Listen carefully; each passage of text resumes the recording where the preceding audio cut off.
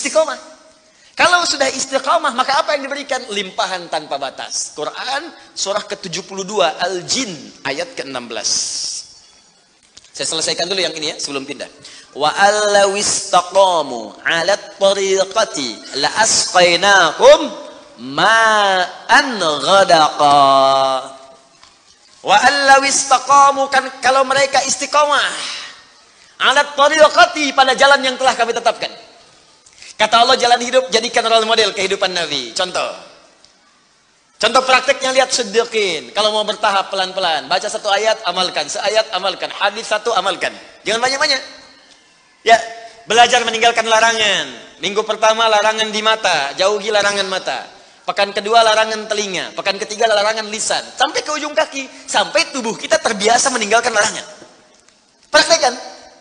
Kalau istiqamah, wa allaw istaqamu, kalau kalian istiqamah 'ala tariqati, pada jalan manhaj yang telah aku turunkan ini, la asqainahum ma'an ghadaqa, aku akan limpahkan kepada mereka rizki yang tanpa batas.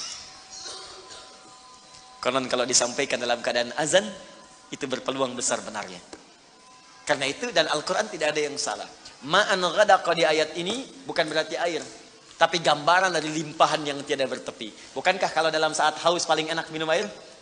Bukankah kalau energi itu hilang, air yang datang bisa menguatkan kembali? Ya kan? Bukankah air bisa menjadikan yang kotor menjadi bersih?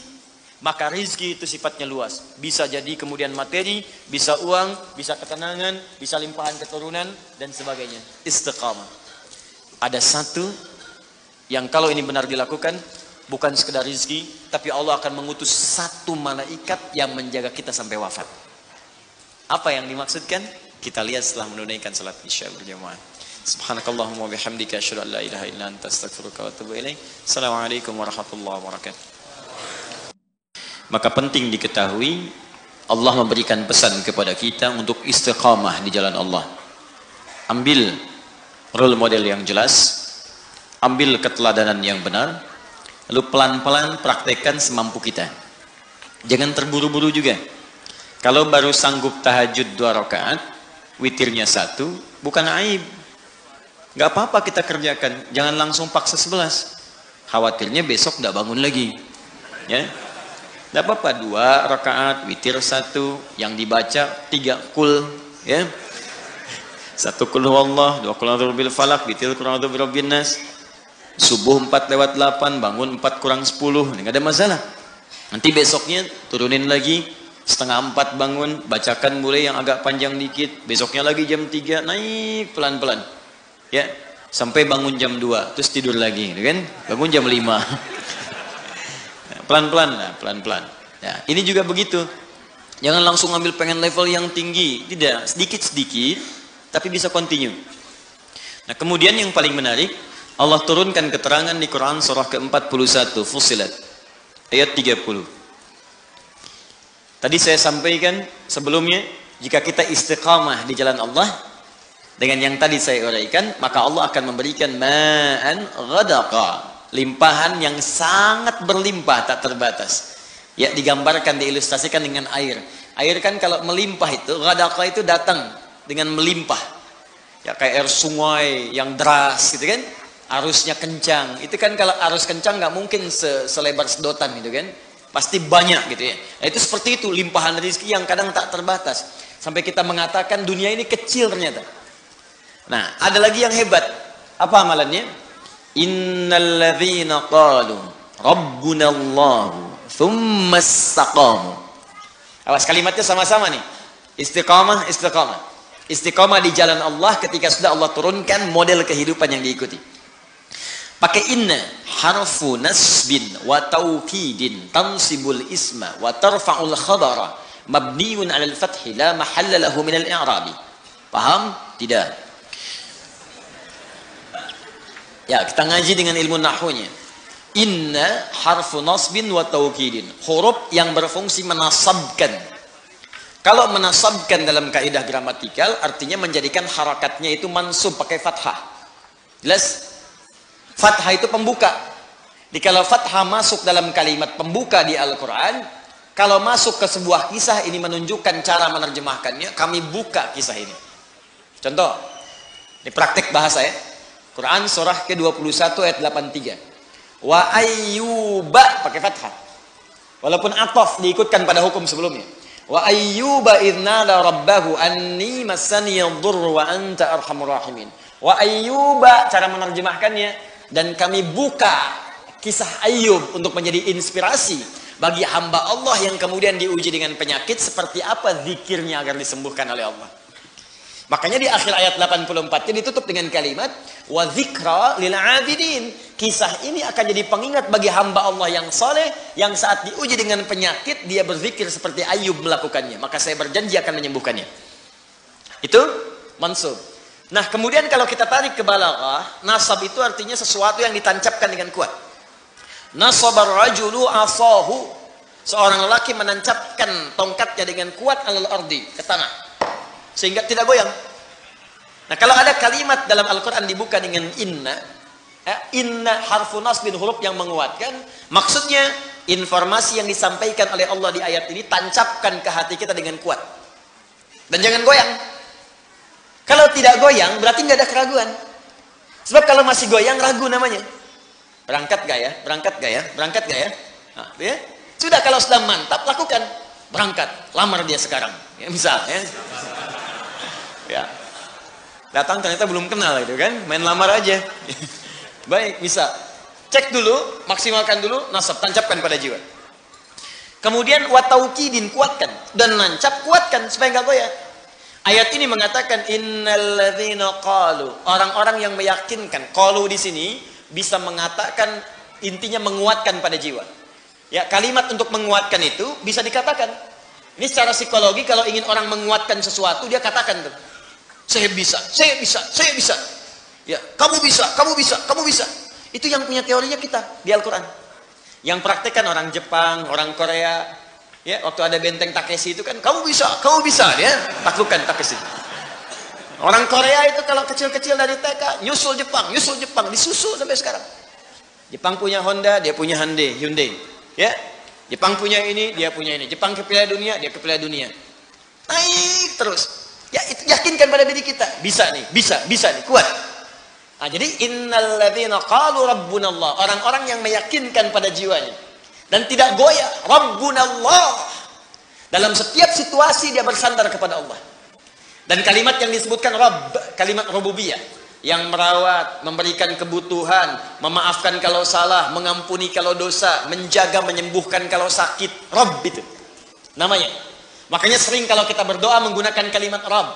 Rabbana atina fid dunya, Rabbana zalamna, Rabbana la tu'akhidna in nasina. Memang itu yang diminta oleh Allah kalau kita sedang punya kesulitan. Turun Quran surah ke-7 ayat 172. Sejak dalam kandungan, kata Allah, tetapkan saya sebagai Tuhan. Kalau kamu yakin, nanti saat kamu butuh apapun, aku akan berikan. Wa idh akhadha rabbuka min bani adama min zuhurihim dzurriyyatahum wa ashhadahum ala anfusihim alastu bi rabbikum qalu bala syahidna. Rabb, maukah engkau menetapkan aku sebagai Tuhan? Kalau terlahir aku akan berikan segala kebutuhanmu. Sakit aku sembuhkan, salah aku maafkan, dosa aku ampuni. Butuh aku berikan, segala yang kamu inginkan. Kalau kamu butuhkan dalam kebaikan, aku akan kabulkan. Rabb. Makanya kita tagih janji Allah saat kita ke bumi, kita punya sesuatu, kita panggil Rabb, Rabb, Rabb, Rabb, Rabb. Nah, kalau orang yakin dengan Allah, dengan sifat rububiyahnya, misal prakteknya begini, kalau Anda sedang sakit, yakin Allah pasti sembuhkan. Lalu ikhtiar, yakin dulu sama Allah. Iya, ada kalimat-kalimat, ya Allah, kenapa saya yang sakit, ya Allah? Kenapa bukan tetangga saya saja, ya Allah? Kenapa saya yang diuji begini, ya Allah? Kenapa saya harus mengalami ini, ya Allah? Tidak. Hadirkan dalam jiwa, tancapkan, jangan ragu. Alhamdulillah, ya Allah, engkau pilih saya bukan yang lain. Engkau percaya kepada saya bukan yang lain. Engkau uji saya bukan yang lain. Alhamdulillah, ya Allah. Dan tidak mungkin kau memberikan sebuah ujian kecuali kau sandingkan dengan kemudahan. Lalu Anda bacakan tadi yang tadi, inna ma'al usri, inna ma'al usri. Bacakan itu, lalu minta berdoa kepada Allah. Ya Allah, engkau yang berjanji, engkau yang menepati. Engkau katakan dalam setiap kesulitan pasti ada kemudahan. Dan saya memohon dengan segenap janji dan kemuliaan kau sebutkan dalam Al-Quran. Minta, cepat diberikan. Ya, minta dengan bahasa yang indah. Itu dapat. Nah, itu jarang kita pakai, cuman dibaca, nggak diamalkan. Kalau kita konsisten dengan itu, di pekerjaan ada kesulitan, pasti Allah mudahkan, yakin saya. Jadi Allah itu bukan sekedar diucapkan, tapi dihadirkan, diikuti dalam jiwa. Bimbingannya, pedomannya, dirasakan mengawasi kita. Itu kalau orang sudah begitu, semua disandarkan kepada Allah, tawakalnya tinggi, disandingkan dengan ikhtiar yang positif, pertama dia nggak akan kecewa. Nggak ada gelisah dalam jiwanya. Saya tanya begini, Bapak Ibu ta'lim ke sini karena Allah atau karena Ustaz? Ngaku. Allah. Ntar Ustaznya nggak ada, ya. Nah Allah. Kalau karena Allah, Anda nggak akan peduli Ustaznya datang atau tidak, karena niat saya itu Allah. Karena Allah. Sama pengajar juga begitu, karena niatnya karena Allah, bukan karena jamaah, banyak sedikit gak ada ukuran. Karena pahalanya sama saja. Ketika seorang mengajar, pahala diturunkan. Mau jamaahnya satu, gak ada masalah. Makanya ada seorang syekh yang pernah saya kisahkan, jamaah banyak, beludak. Satu kali yang hadir cuma 1-2 orang. Tapi semangatnya gak berkurang, menggebu-gebu, nyampaikan dengan benar. Orang bingung, Syekh, kemarin banyak orang, Anda begitu, sekarang cuma 2, begitu juga. Apa Anda gak kurang semangat, cuma melihat 2 orang? Apa jawab Syekh ini? Saya ini kan mengajar karena Allah. Allah yang perintahkan. Saya nggak peduli mau datang atau tidak. Tetap saya akan berikan yang sama karena Allah yang perintahkan, bukan karena manusia yang hadir. Saya nggak akan kecewa. Ya, diminta Ustaz Adi nih, Ustaz Adi, tiba-tiba yang datang misalnya Ustaz Asep, ya, nggak ada masalah.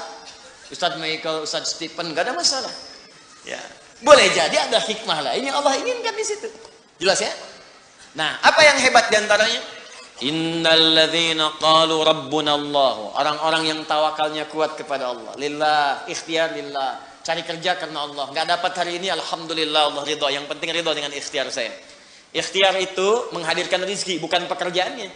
Ingat ikhtiarnya. Begitu ikhtiar keluar, rezeki akan diturunkan. Atau diakumulasikan pada puncak ikhtiar yang nanti kita dapatkan.